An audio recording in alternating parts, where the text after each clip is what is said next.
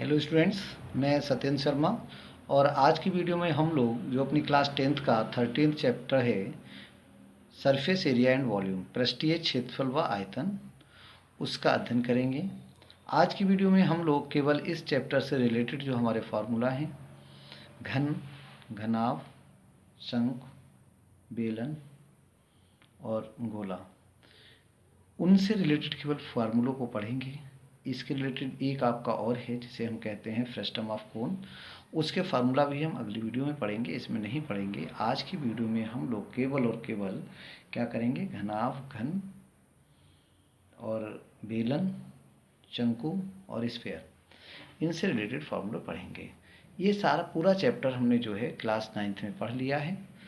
आशा करते हैं इसके फार्मूले याद होंगे, लेकिन फिर भी मैं एक बार लिखा देता हूँ ताकि आप लोगों ने याद कर लें, और अगली वीडियो से पहले आप लोग इन सबको याद कर लें ताकि जब अगली वीडियो हम लोग करें तो फार्मूले का यूज़ कैसा है, क्योंकि 9th क्लास में हम लोग इसे करे हुए हैं, बस थोड़ा सा चेंज है, उसे देखते हैं।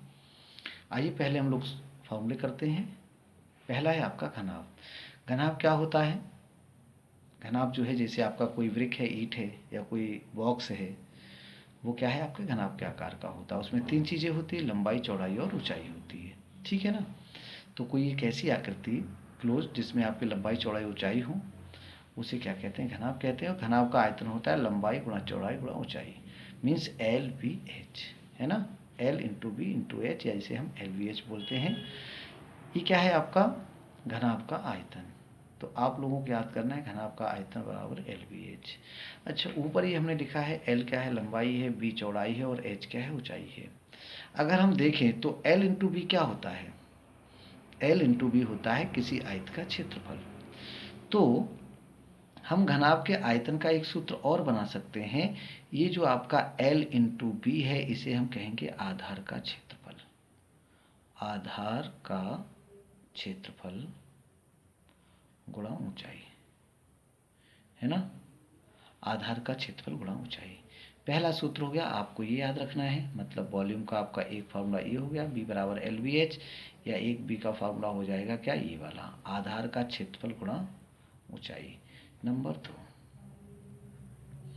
नंबर 2 में बेटा है घनाभ का संपूर्ण पृष्ठ। घनाभ का संपूर्ण पृष्ठ, घनाभ का संपूर्ण पृष्ठ। देखिए घनाभ जो है टोटल उसमें 6 पृष्ठ होते हैं बेटा। जब हम संपूर्ण पृष्ठ की बात करते हैं मतलब उसके 6 के 6 पृष्ठ हमें चाहिए। एक पृष्ठ है जिसमें लंबाई गुणा चौड़ाई होती है ना। लंबाई गुणा चौड़ाई किस में होगा, जो आपका फर्श है। अगर हम अपने कमरे की बात करें जो घनाभ के आकार का होता है, तो LV क्या होता है, कमरे के फर्श का क्षेत्रफल। और जितना फर्श का क्षेत्रफल होगा उतना ही उसके अपोजिट साइड मीन्स उसकी जो छत का क्षेत्रफल उसका होगा। दोनों का मिला लेंगे कितने हो जाएंगे, 2LB हो जाएंगे।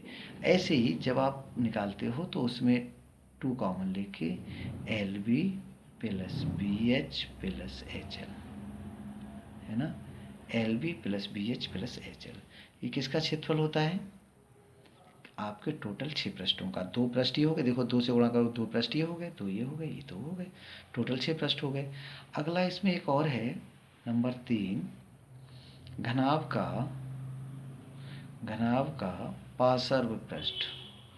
पार्श्व पृष्ठ means lateral surface area. Lateral या पार्श्व मीन्स होता है केवल 4 पृष्ठ, जिसमें क्या आपका छत और नीचे वाला जो आपका ज़मीन है उसे आप छोड़ दीजिए अगर आप एक कमरे में बैठे हो, मतलब टॉप एंड बॉटम को छोड़ दीजिए। ओनली और ओनली जो घनाभ का पार्श्व पृष्ठ है इसे हम कह सकते हैं चारों दीवारों का क्षेत्रफल। चारों दीवारों के क्षेत्रफल की जब हम बात करेंगे तो टॉप वाला पोर्शन उसका हट जाता है, मतलब इसमें से जो LB है उसे हम हटा देंगे, तो क्या बचेगा, 2BH plus HL, 2BH plus HL। अब इसमें H देखिए कॉमन बच जाएगा, तो क्या बचेगा, L प्लस B बचेगा।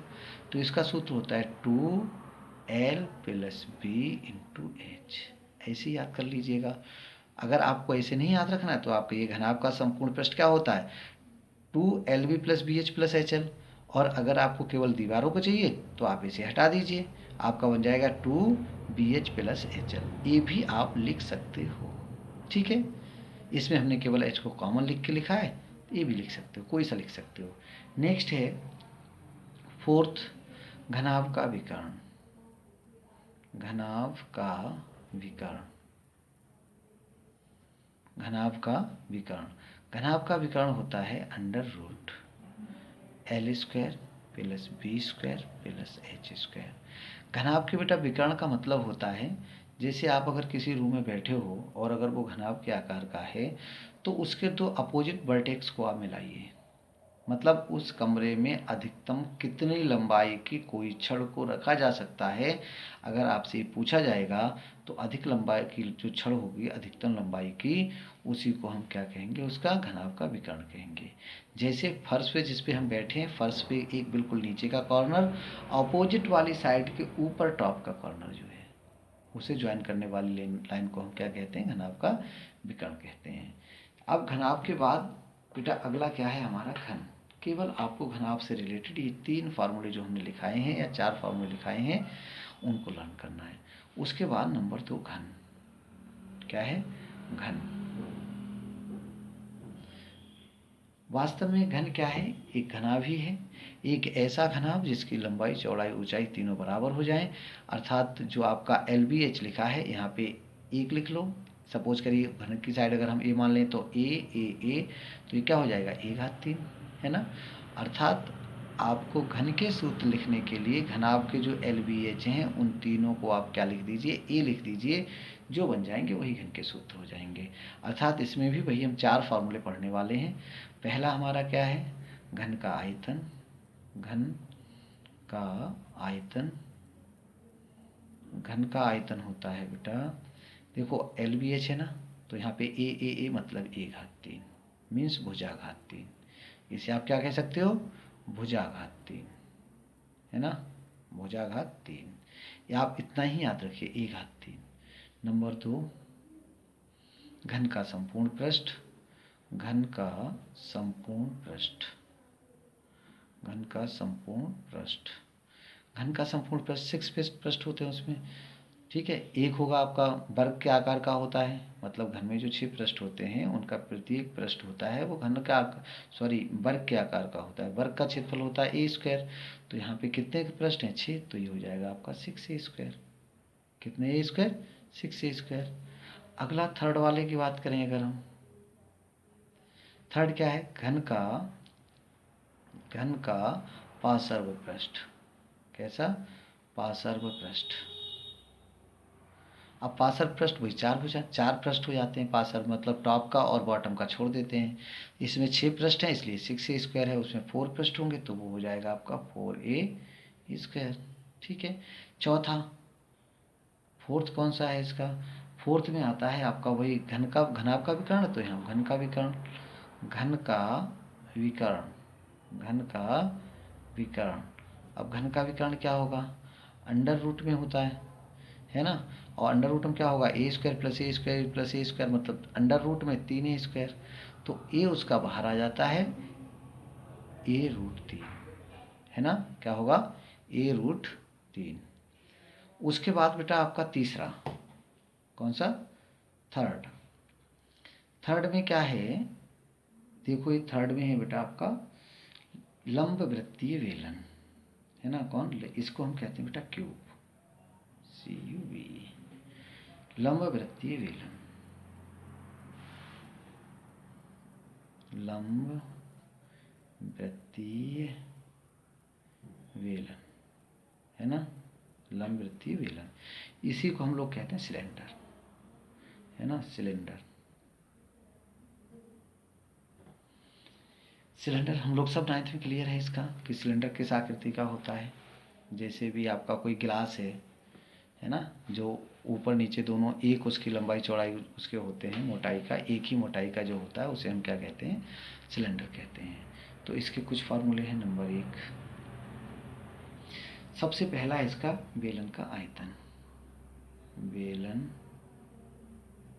का आयतन, ठीक है। बेलन का आयतन होता है πr²h। देखो बेलन का अगर हम एग्जाम्पल दें बेटा, तो ये देखिए ये हमारा बेलन है और इसका जो ऊपर का पृष्ठ अगर आप देखेंगे तो ये कैसा होता है, वृत्ताकार होता है। कैसा है ये, वृत्ताकार होता है। और वृत्त का क्षेत्रफल क्या होता है, मतलब इसका आधार क्या होगा, ये पाई आर स्क्वायर को हम कहते हैं आधार का क्षेत्रफल। ठीक है, किसी का भी आप आयतन लिखते हैं, जो आयतन होता है वो होता है आधार का क्षेत्रफल गुणा ऊंचाई, एक जनरल फार्मूला है वो। तो यहाँ पे हम इसको लिख सकते हैं, या फिर बेलन का आयतन का एक दूसरा सूत्र हो जाएगा आधार का क्षेत्रफल, आधार का क्षेत्रफल गुणा ऊंचाई। इसे भी याद रखिए, बहुत बार में यूज किया जाएगा। ठीक है, दूसरा है नंबर 2, बेलन का वक्र पृष्ठ। बेलन का वक्र पृष्ठ है ना। वक्र पृष्ठ का सूत्र होता है 2 pi R H, 2 pi R H.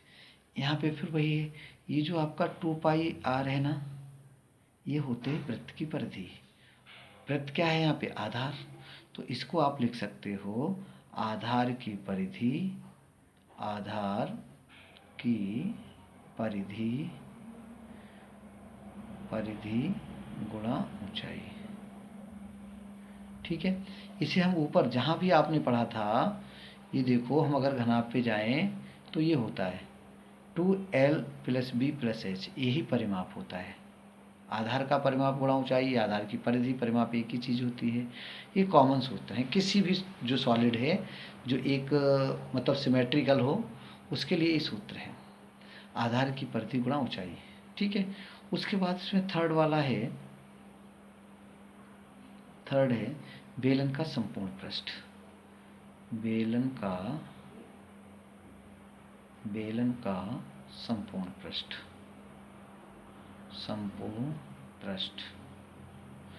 बेलन का संपूर्ण पृष्ठ देखिए, टोटल बेलन में बेटा आपके 3 पृष्ठ होते हैं। बेलन में कितने पृष्ठ होते हैं, संपूर्ण। एक तो ये वक्र पृष्ठ होता है, और एक इसके इधर वाला ये, और एक इधर वाला ये। 2 कैसे होते हैं, समतल होते हैं। मतलब 2 वृत्त होते हैं, एक कर्व सरफेस होता है। तो उसका जो फॉर्मूला हम डायरेक्ट लिख दे रहे हैं आपका 2 पाई आर एच + आर। क्या होगा, 2 पाई आर ब्रैकेट में जो h है यहाँ कर लेते हैं h + आर। बस ये 3 फार्मूला हमें पढ़ने हैं, किससे रिलेटेड, बेलन से रिलेटेड। ओके, उसके बाद बात आती है बेटा लंबवृत्तीय शंकु। कौन, लंबवृत्तीय शंकु। चलो उसे भी पढ़ लेते हैं हम लोग। उसके बाद ये हम जब कर लेने, उसके बाद बेटा हमारा क्या होगा, हम लोग एक्सरसाइज को शुरू करेंगे। तो अगला है आपका, चौथा है लंबवृत्तीय शंकु। लंबवृत्तीय शंकु, ठीक है, या इसे हम कहते हैं कोण। क्या है आपका, कोण। इससे रिलेटेड भी वही बस केवल 3-4 सूत्र हैं, वो भी हमें करना है। अवगत करते हैं। पहला है नंबर 1। नंबर 1 में क्या करना है, बेलन का सबसे पहले इसमें बेलन की तिरछी ऊंचाई करते हैं। ठीक है, सॉरी, शंकु की तिरछी ऊंचाई है ना, तिरछी ऊंचाई। अब बेलन शंकु की जो तिरछी ऊंचाई क्या होती है, देखो यहाँ पे अगर हम एक छोटा सा शंकु बनाते हैं तो ये आपका होता है शंकु, है ना। ये क्या है आपका, शंकु। ये जो है, ये आपकी शंकु की तिर्यक ऊंचाई होती है, तिरछी ऊंचाई होती है। ये बीच वाली, ये उसकी हाइट है, और इसे हम उसका रेडियस कहते हैं। तो तिरछी ऊंचाई और ऊंचाई में, शंकु के केस में तिरछी ऊंचाई और ऊंचाई में हमें कन्फ्यूज नहीं होता है। इसको हम उसकी स्लैंट हाइट कहते हैं। तिरछी ऊंचाई या तिर्यक ऊंचाई या स्लैंट हाइट, जो हम एल से रिप्रेजेंट करते हैं। तो अगर देखें तो यहाँ पे ये आपका संपूर्ण त्रिभुज बनता है, और उसका ये क्या है, ये कर्ण है। तो कर्ण क्या होता है, अर्थात शंकु की तिरछी ऊंचाई एल बराबर होता है √r² + h²। बस एक फार्मूला ये अलग था, उसके बाद वही तीनों फार्मूला इसमें लगाने हैं। दूसरा है आपका शंकु का आयतन, B।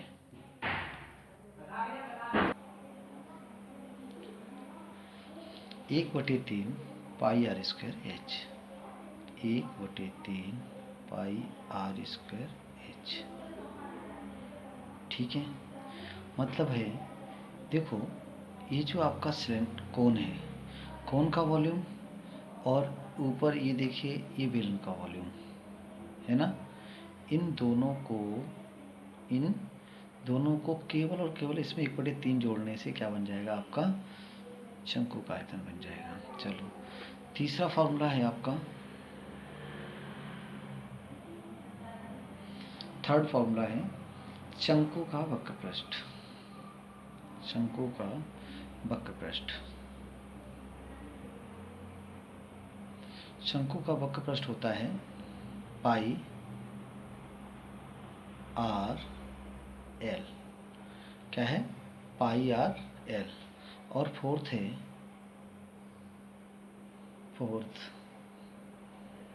संपूर्ण पृष्ठ।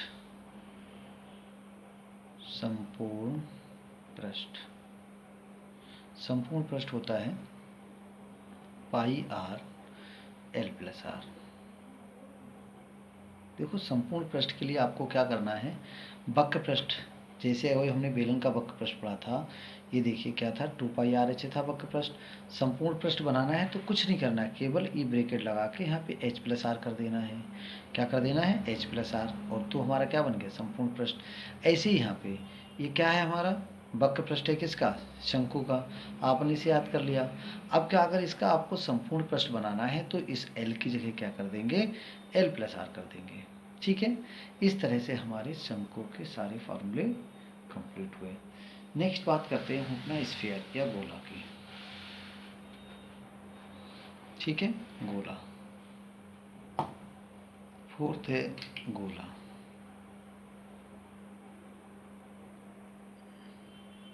गोला ऐसे हम कहते हैं स्फीयर।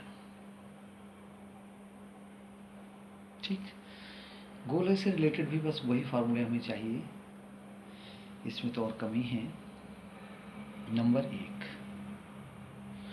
गोले का आयतन। गोले का आयतन, गोले का आयतन होता है 4/3 पाई आर घात 3। ठीक है, दूसरा है गोले का